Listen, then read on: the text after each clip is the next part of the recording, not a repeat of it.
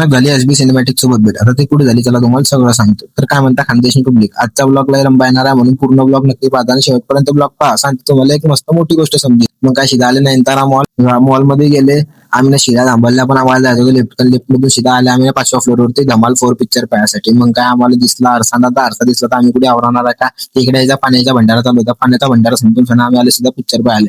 आता आम्ही ना ज्या खुर्च्या बुक केल्या होत्या म्हणजे तिच्यावरती आम्ही बसले आणि डायरेक्ट पिक्चर चालू आले. काही दोन टाइम बाकी होता. मग काय चित्राला जग्गू भाऊ पिक्चरची माहिती देत होते.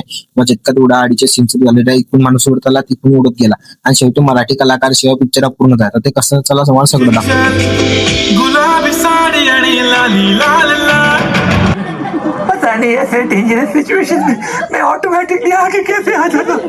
तितक्या त्याला इंटरव्हल हसून पोट दुखलं होतं. मग जरा पोट हलका करायला गेले. पोट हलकं वगैरे करून आले नाही सीधा येऊन आम्ही बसले डबल आमच्या सीटवरती.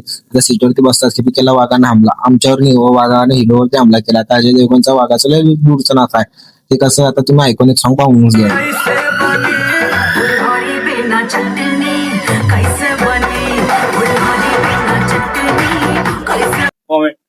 पिक्चर कसा होता रे?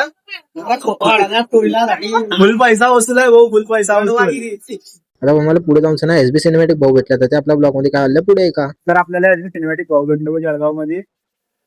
नमस्कार मित्रांनो, तर मी एसबी सिनेमॅटिक आणि भाऊ आपल्याला भेटला. तर भाऊ पण ब्लॉगर आहे, भाऊला एकदम भारी सपोर्ट करा. वेळ वाया न घालवता उजव्या हाताखालचं फॉलोचं बटन दाबून घ्या आणि फॉलो करून घ्या. भेटून पुढच्या ब्लॉग. जय खानदेश पब्लिक.